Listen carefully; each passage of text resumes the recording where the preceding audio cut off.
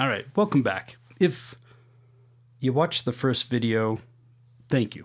If you haven't, go check it out. I thought it was decent. Of course, you'd say there's so many I feel like YouTube itself has become an entire new category, a new vector for humanity to invent tropes. So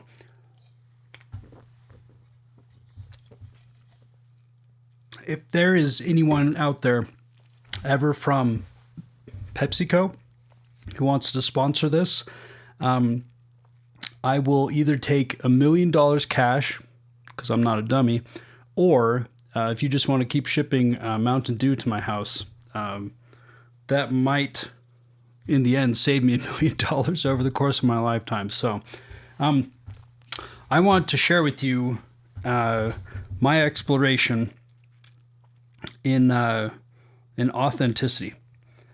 So it was in the process of thinking through okay, well, so what do I do with YouTube channel? I'm trying to reinvent myself, or am I, right? But I want to do something. I want to understand more about a focus, right? Jerry Seinfeld calls it the stallion effect, that creativity without constraints is just like an unbridled, untamed stallion, right? It can buck you off. It can just kick, and there's a lot of wasted horsepower, haha. And I guess the literal sense. But if you can tame it, right? If you can, constrain it enough that the horse is able to do constructive work, right? Apply those caloric expenditures in a way that helps to accomplish a specific targeted task, right? So as we see here, I had a great call with a great friend of mine. She happens to be my cousin, but I don't know, that doesn't necessarily mean anything. But I am blessed to call her my friend, Vanessa. Shout out to you. I really appreciate you. In talking about okay, so, we start off, as you can see up here, how to build my creative brand, right?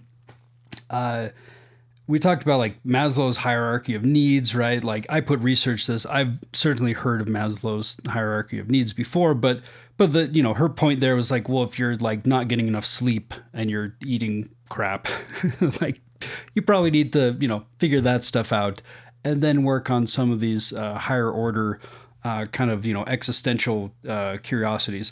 But as we went down into okay, so, well, yeah, you gotta know your audience.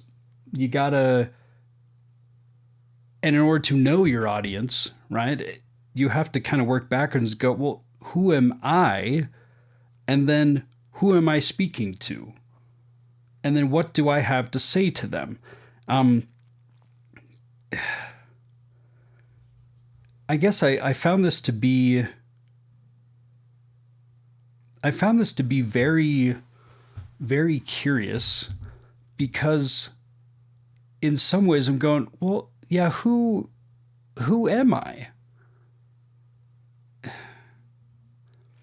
There's an excellent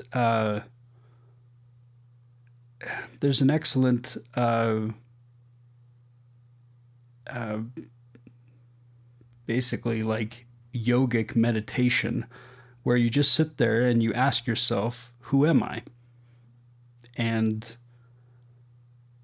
it's excellent because it's like a guided or maybe not guided, right, if you're just doing it by yourself, but it's almost like you're guiding yourself through the philosophy of what constitutes you. It's excellent because when you think, well, I'm a failure, it's well, wait a second, time out. Where if you were to slice me open, right, could you pull out oh, here's the failure organ, right? It's right next to the heart. It's the failure organ, right? Can you point to me and go, there's the failure gene, right? You may point out mutations, you may point out anomalies, even places where it's like, okay, that's caused like birth defects and things like that. Fine, but as far as a failure, right, as in like, because I have this, I can have no success in life. Well, that doesn't exist. And yet, as you kind of slice into yourself and you go, well, but I'm a dad. Well, yeah, but have you always been a dad? No. Well, then that must not be like an intrinsic kind of thing. I hope I hope to be a dad forever. Um, I believe eternal families and some of those things, but still those are like, well, but there are some people who choose or don't experience for whatever reason, like fatherhood, parenthood. What what about them, right? And it was interesting, just I mean, for me to kind of like peel it back, and just like come down of like very fascinating to explore those things, right? For me, I felt like I got back to like I think I'm a child of God, and like that's like root core for me, right? But it's interesting to think about that and go, yeah, I get why this is so significant in the yogic psychology, the yogic theology, philosophy, whatever you want to consider of that, um, because it is so easy for me um, to mess up and then to think, see, I am a failure because here's some evidence. And yet to have that exercise, I really wish I could remember the Sanskrit word for it, uh, but it's this idea of like peeling that back and go, oh well, that was just a scenario in which I was participating, right? Maybe very much I was like the cause of the failure, but it was a failure. That does not make me the failure, or a failure, right? So in thinking about like who I am, right, like going here to my notes app, like my values, right, and I'll figure out how to put this on the screen and make it all look clever and stuff, but I want to read through these because I kind of wonder, and this is where I'd love to know, like down below, tell me what you think, if you'd like a video on each one of these, or more or something. I would love to know. Um, I just wanted to read through these because I found that it was such a significant like exploration for me to say these are the things that when I live in ways that kind of like resonate with these ideas, with these principles, with these, I don't know what you want to call them, philosophy points, that in my last video I mentioned that this term like sets my heart on fire, right? Sets my soul on fire. Uh, that is a experience that is, I think we all know what that feels like, but we may all have different things that set our souls on fire, right? The things that I go, wow, that just feels like that is like my internal calling in life. That thing may be something that you look and go, I don't care about that at all. That's okay. It's not about trying to compare it to others and say, well, what's the best thing to set your soul on fire? What's statistically the most advantageous? Like, nope, it's not about that. The process of knowing what these things are, right? Your values, your internal um, compass mechanics, if you will, and then knowing how to stand in your strengths, right? How to really say, if these truly are the things that I am, when I work with these things, when I do these things, that even when I am tired after like a long like session of working with these concepts that it feels incredibly fulfilling, right? Those are the days when you go to sleep and you're just like, oh my goodness, today was like such a good day. It was the kind of hard work that feels like, yes, this is why I'm living, right? This is such a this sets my soul on fire, right? So, uh, first one, there is always room for nuance. Human connection and conversation can be godly. Uh, I've got a good buddy named Dave, and Dave and I wanted to do a podcast. We came over, we recorded one episode. I think we went for like an hour and a half or something. It was great. Honestly, it was like still like one of the better thinkers that I've known. And we said, well, this is way too much work. We're never going to do this. It's kind of a tragedy. I still want to figure out a way to, even if we just do, one episode at a time or something. I think there's always room for nuance, even when you're talking to the most, pick whatever comically unabashed hot topic, political or sociological philosophy, or whatever, the scary words that, I don't know, get you demonetized on YouTube. I'm thinking, Nazism and communism and all the socialism and all the, like, okay, fine. Some of the most enjoyable conversations I've had are with people that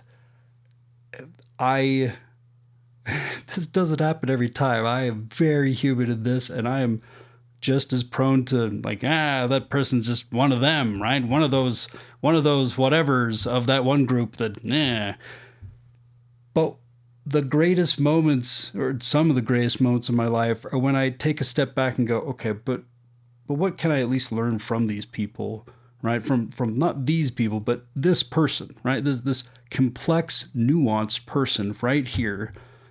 Those are some of the most meaningful, like the kind of stuff that, again, like makes you feel like you're tapping into some sort of ethereal stream of what set the stars on fire, when you're like, wow, we're connecting in a way that, we're not leaving here and going, well, sweet, I can't wait to, have you join my church, or, I'm going to join your political philosophy. Like, okay, maybe we don't necessarily change on any of that. But, and this kind of leads into the next one here, we recognize with dignity the humanity in each other. So the next one, dignity. Dignity towards others is always fashionable. I thought that was a cute little soundbite, kind of worthy there. Seeing someone's heart. This is roughly written, so there you go. Seeing someone's heart catch fire in understanding, right, in comprehension, is what makes my heart catch fire. We can all learn how to build connection between each other better. And I think that is done through dignity. When there's a lack of dignity, we tend to just look at the other person and engage in the act of self-deception and say, this person, I don't really have to take what they're saying as a serious point, and I can passive aggressively insult them. I can ask gotcha kind of questions and try to set them up. I can dig a pit for my neighbor in some of these ways, because I'm not really digging a pit for like my neighbor, right? My like equal in terms of human value and dignified response, dignified interaction. I'm engaging in a B class human, right? A second class citizen. And while, humans, like, I'm not trying to, advocate for like terrible things, I'm still not going to be quite dignified to this person. It takes practice, right? It is something that you have to consciously choose to say, even if I'm going, whoa, okay, we definitely, we do not see eye to eye on this. I'm going to choose to engage with you and treat you as someone deserving of dignity. Now, you may not get it from the other person, right? You may still occasionally go, yeah, okay, I'm trying to give you dignity and it's getting real hard. Maybe I need to peace out for a little bit. Welcome to life. I've certainly done that before. I've also been the guy who totally has not treated someone with dignity, right? And I'm working on learning, better. This was I mentioned last video that there's some of these where I'm like, oh, this will be kind of interesting. This is one of those interesting ones because on its face I'm concerned that people will hear this and go, oh, well, what's that all about? I'm glad you asked, dear viewer. I'm excited to share with you and explore with you some of these ideas here. So I heard once someone describe meekness as great power under total control. I believe it was Jordan Peterson. I really thought this was rather profound because I'd heard many times people describe certainly Jesus, but a few other people as like meek, right? And I guess I always thought meek with like humble or meek and lowly, right? As people lyricists describe like Christ as a baby, and I'm going, okay, meek, so it's like humble, like. And then you will hear that cliche kind of thing of like, well, meekness is not weakness, and it's like, okay, but for all practical effect, like all intents and purposes, it kind of sounds like weakness, right? And yet to think, well, no, meekness is you have great power, you just choose to wield it wisely, wield it with peace as your primary goal, instead of saying, I'm powerful, thus, I need to kind of shove that power in people's face. I need to, people to know, like, I got that alpha energy, right? So I wanted to say here, I seek to be the most dangerous person in the room. Interesting. I want to be armed and mentally capable of great and swift violence. Whoa, Neil, what? This must be combined with an even greater measure of peacemaking. Being a peacemaker is proactive. I make peace out of conflict and misunderstanding, or where perhaps none existed. I believe, right? This is me writing, so of course I believe. These are my opinions. Most conflict comes from a combination of lacking understanding how to communicate my own feelings and needs, combined with a missed opportunity for practiced empathy towards the other person. And let me make this clear. I have definitely screwed this up as recently as, I don't know, in the last 7 days, if not, like the last 7 hours, honestly, that I'm probably not aware of. But I really like that, right? I don't necessarily have it here, right? Like some, like wall of guns or whatever, but I'm a big fan of the Second Amendment of the Constitution of the United States of America. I'm not necessarily, and this is part of where I'm like, I'm not looking to turn this channel into some sort of a political thing. I'm not looking to turn into a hoorah, if you like guns, like this channel's for you and everybody else can take a hike. Because I want this to be a place where people can come, and even if they disagree with some things deeply, vehemently, we can still find dignity and nuance in the space between us to discuss things as conversation partners, right? But I think this is an important value to me because I see a lot of, what's a cute term for it? Meatheads, right? But basically, people that feel that having the means to violence is automatically and singularly the only thing you need to be powerful. And I think that is necessary but not sufficient to actually capture the true essence of power. I think meekness is power. Uh, I want to be the guy that, again, I want to be the guy who, should some crazy scenario exist, um, in which I have to engage in some sort of, violent altercation to protect myself, my family, like the people around me. I want to be the most, like lethal, powerful, most capable person. I want it to be such an unfair fight because Neil is prepared, right? And the other people just don't know the whirlwind they're unleashing. Okay, fine.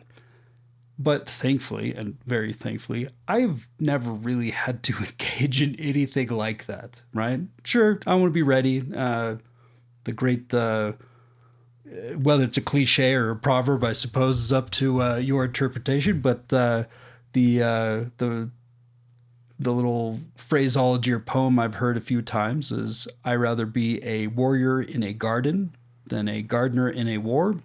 Yeah, that covers it very nicely for me, and my opinion, my feelings on this. But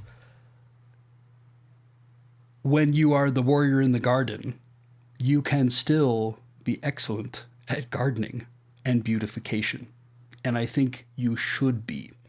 If you are just sitting around as the warrior, you either get bored or you look for ways to invent something to kind of like slake your bloodlust with. That's not moral. That's not okay. That's not my value, right? I as my kids quarrel and fight sometimes, I will tell them, "Are you being a peacemaker?" And I will point out a highlight in the classic way that us dads do, and I'm sure my kids are going, "Oh, I get it, Dad." Okay, well, you're gonna keep getting this lecture for about the next 10 years until you get it, because I just turned 40 and I still don't always get it, but I'm working on it. Making peace, right, means that you may need to engage in it, especially in the absence thereof, right? Uh, and this is why I think it complements so well the idea of meekness, right? That, man, and this again, I feel like I'm quoting Jordan Peterson a lot. I don't even necessarily watch a lot of the guy's stuff. It's just saw a couple things. I was like, oh, okay, that's kind of interesting. Made me think. Um, but his idea of like, well, you can't be strong, like weak people, right? People who aren't powerful can't be strong because they have no choice but to be weak. Sure.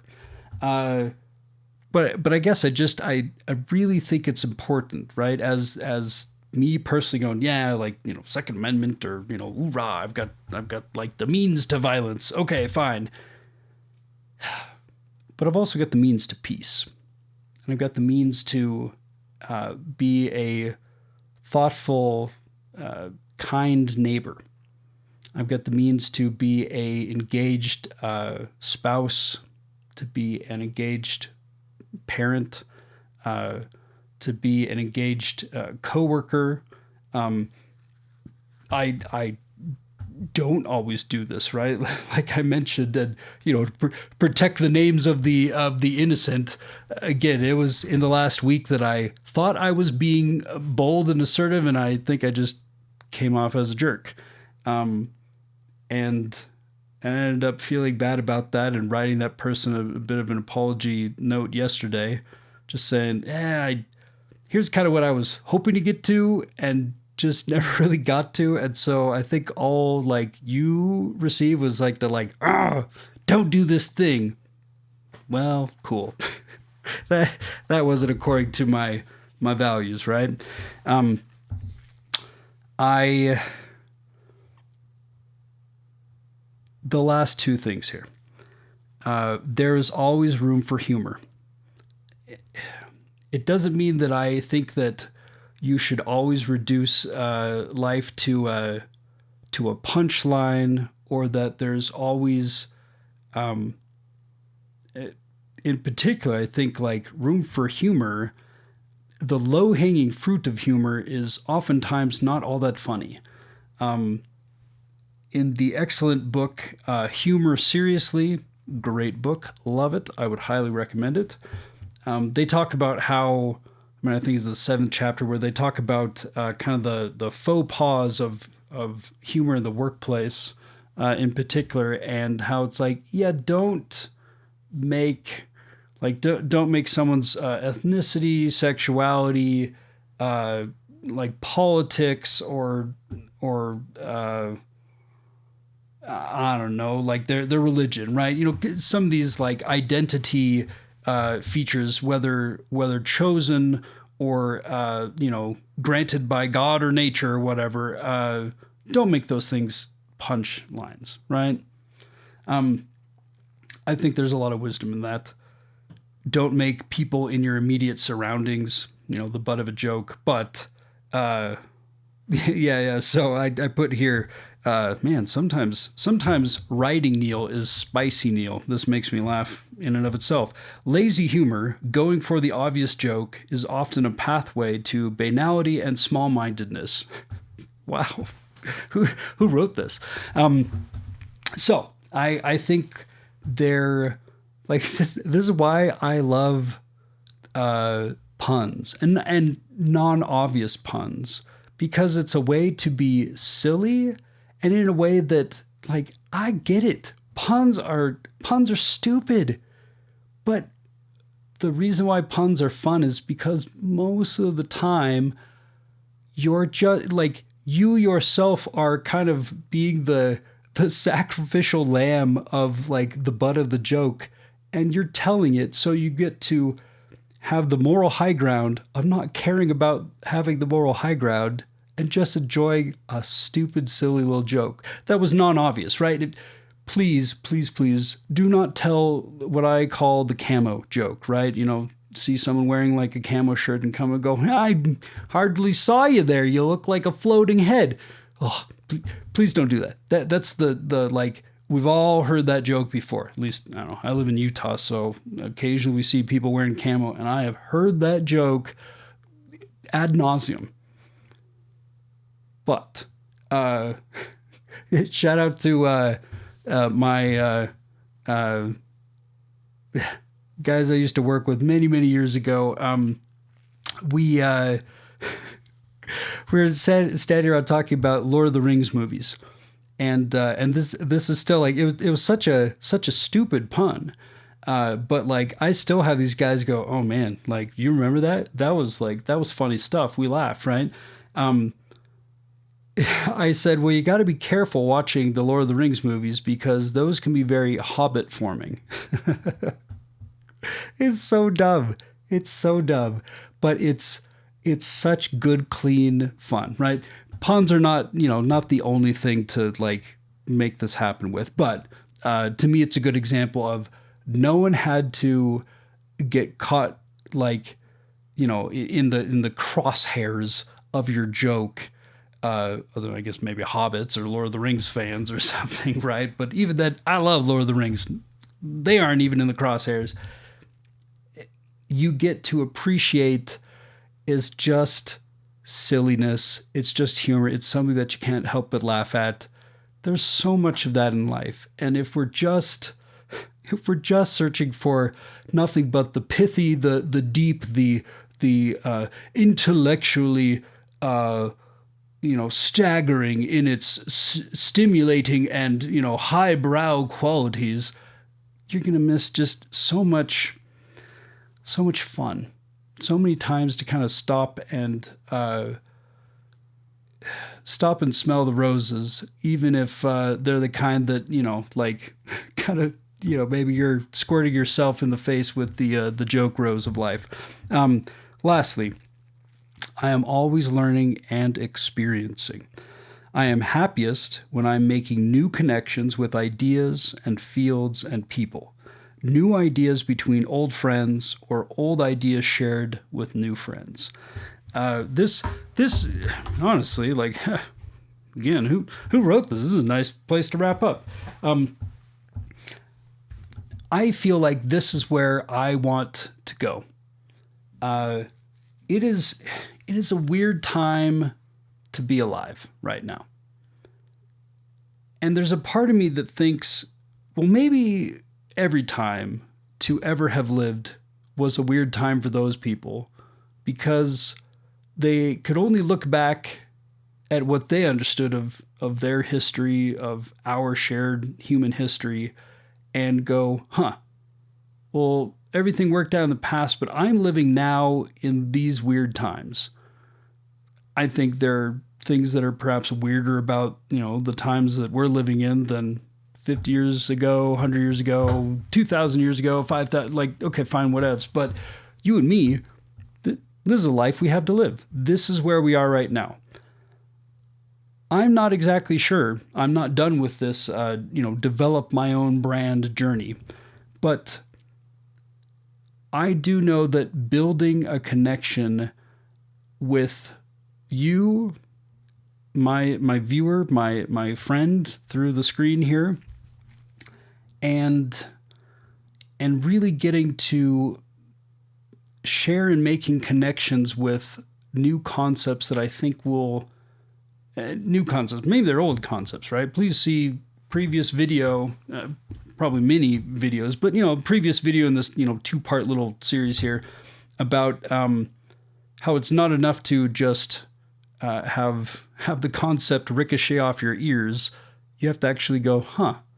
I'm going to actually like put this into practice, really like experiment with this, really try this out.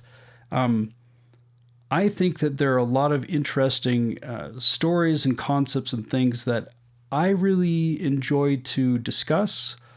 I frankly feel if I don't discuss these things, sometimes my heart is going to burst. And it is a cathartic moment of creation to discuss these things and to share them in a recorded medium. There's an excitement to this of kind of working without a net that I kind of enjoy. Right, once you put something out on the internet, you're going, ooh, hopefully this is good, or at least hopefully it's entertaining. So, thank you very much for watching this video. Thank you for watching this little 2-part video. Series of videos. Please, please, please leave in the comments below what else you would like to see. I imagine making videos for myself because that's the point of view I'm most familiar with, and through which I'm experiencing my tiny, tiny little slice of this existence. But if there are questions and concepts that you're going, actually, this would be really interesting to see Neil go through, and I promise you, if I don't know it, I love to learn stuff anyhow, but I probably know someone, right? And this is not a braggadocio thing. It's just I feel, oh my gosh, I feel when you talk about soul on fire, I feel so lucky to have met so many interesting people that are fascinating to talk to, and provided I could, get some sort of a podcasty setup or something done, I would love to invite said people and just discuss, just one-offs, right? Not anything regular, not anything crushing that way for, committing other people to long production schedules. But this is something I love to do. And I love to do it in ways that help me to utilize the connection I see. I see humanity and the world and the universe in which we live as a nuanced and complex tapestry of beauty and some of it's ugly, some of it's mistake laden, some of it's frustrating and hard to swallow and hard to get through. But Simon Sinek has said a few times that optimism is not just going around with a smile plastered to your face and saying everything's going to be great and there's nothing wrong. But instead, optimism is saying, even when things stink right now, even when the situation we find ourselves in now is really rather arduous, is hard, is complex and frustrating, I think we have the right pieces, the right components to figure it out and work it out to a excellent end. And that is very much my deep and fervent belief when it comes to humanity. We see lots of crummy things going on, but I believe that we can explore things, we can become the meek, peacemaking people that, and again, notice I don't care what you believe, right? You could think I'm up in the night for my religious beliefs. That's fine. I still want you to join with me in becoming the concept of someone who seeks to explore nuance and seeks to apply critical thinking and apply dignity and learn to really make peace and make connections with other people. How those things benefit you, those are probably going to look a little different. Maybe they'll look a lot different than me. But I'm pretty convinced that those are things that if we could teach everybody in the world, kind of level them up in that way, we'd all go off and be better school teachers and plumbers and spouses and, like significant others and neighbors and whatever role you find yourself in relation to the humans around you. These are universals. And I'm excited to explore these concepts and this theme a bit more. So please leave me comments. Let me know if you liked it. Let me know what you think. I'd love to hear from you. I really would. But yeah, stay tuned. I appreciate you being with me. Yeah. I'm Neil Oler. You're awesome. And yeah, I'll catch you next time.